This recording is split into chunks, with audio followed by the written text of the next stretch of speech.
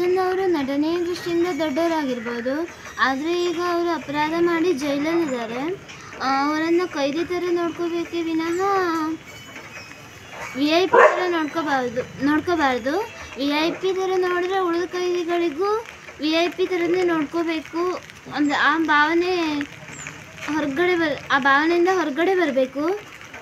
ದರ್ಶನ್ ಅವರು ಯಾವುದೇ ಒಂದು ಕೆಲಸ ಮಾಡಿದರೂ ಅದು ಹೊರಗಡೆ ಇಂಡಸ್ಟ್ರಿಯಲ್ಲಿ ದೊಡ್ಡದಾಗಿರ್ಬೋದು, ಆದರೆ ಈ ಕೆಲಸ ಮಾಡಿದ್ದು ದೊಡ್ಡ ಮಹಾ ಅಪರಾಧ.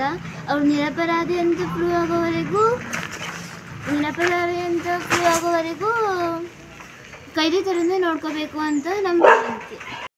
ಎಲ್ಲರಿಗೂ ಕೂಡ ಕೈದಿಗಳಿದ್ರೆ ಕೈದಿಗಳ ಥರನೇ ಟ್ರೀಟ್ ಮಾಡಬೇಕು. ಅವ್ರಿಗೆ VIP ಅದು ಸಮಂಜಸ ಅಲ್ಲ, ಅದು ನ್ಯಾಯಬದ್ಧ ಅಲ್ಲ. ನಮ್ಮ ಇಂಡಿಯನ್ ಸಂವಿಧಾನ ಪ್ರಕಾರ ನ್ಯಾಯಬದ್ಧ ಅಲ್ಲ.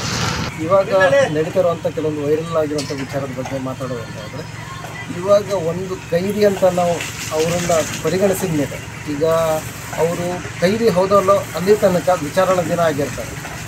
ಆ ಸಮಯದಲ್ಲಿ ಜೈಲಲ್ಲಿ ಅಥವಾ ಕಾರಾಗೃಹ, ಈಗ ಅದರಲ್ಲಿ ಅವರಿಗೆ ಯಾವ ರೀತಿ ಟ್ರೀಟ್ಮೆಂಟ್ ಕೊಟ್ಟರೆ ಯೋಗ್ಯ, ಅದ್ರ ಬಗ್ಗೆ ಈಗ ವೈರಲ್ ಆಗ್ತಿರೋ ವಿಚಾರ ನೋಡಿದಾಗ, ಒಬ್ಬರು ಕೈದಿ ಅಂತ ಹೇಳಿದಾಗ ಎಲ್ಲರೂ ಸರ್ವಸಾಮಾನ್ಯ, ಎಲ್ಲ ಕೈದಿಗಳು, ಒಬ್ಬ ಪಿಕ್ ಪಾಕೆಟ್ ಮಾಡಲಿ, ಒಬ್ಬನು ಮರ್ಡರ್ ಮಾಡಲಿ, ಅಥವಾ ಒಬ್ಬನು ಹಾಪ್ ಮಾಡ್ರು, ಆ ಟೈಪ್ ಇದ್ದಾಗಲೂ ಅವ್ರಿಗೆ ಎಲ್ಲ ರೀತಿಯೂ ಒಂದೇ ರೀತಿ ಟ್ರೀಟ್ಮೆಂಟ್ ಕೊಡಬೇಕಾಗಿದೆ.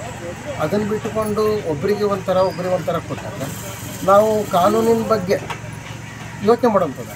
ಈಗ ಸಹಜವಾಗಿ ಎಲ್ಲರೂ ಮಾಡ್ಕೊಂಡು ಹೋಗಿರುವಂಥದ್ದು, ಕಳ್ತನ ಮಾಡ್ಕೊಂಡು ಹೋಗಿದ್ದು ಅವನು ಯೋಚನೆ ಮಾಡ್ತಾನೆ, ನನಗಲ್ಲಿ ಹೋದರೆ ರಾಜ ಮರ್ಯಾದೆನೇ ಸಿಗುತ್ತೆ, ನಾನು ಅಲ್ಲಿ ಹೋಗಿರ್ಬೋದು. ಒಬ್ಬನು ಕೊನೆ ಮಾಡ್ತಾನೋ ಅನ್ಕೊತಾನೆ, ನಾನು ಸ್ವಲ್ಪ ದುಡ್ಡು ಖರ್ಚು ಮಾಡಿದರೆ ಅಥವಾ ಏನೋ ಒಂದು ವಿಚಾರವಾಗಿ, ಈಗ ಒಂದು VIP ಆಗಿದ್ದಾಗ ನಾನು ಅಲ್ಲಿ ಹೋದಾಗ ನಾನು ಅಲ್ಲಿ ಆರಾಮಾಗಿರ್ಬೋದು ಅಂದ್ಕೊಂಡು ತಲೆಯಲ್ಲಿ ಬಂದಾಗ ಸಹಜವಾಗಿ ಈ ಕೊಲೆ ಅಥವಾ ಕಳ್ಳತನ ಅಥವಾ ದರೋಡೆ ಹೀಗೆ ನಾನಾ ರೀತಿ ಇದು ಜಾಸ್ತಿ ಆಗ್ಬೋದು ಅಂತ ನನ್ನ ಅನಿಸಿಕೆ.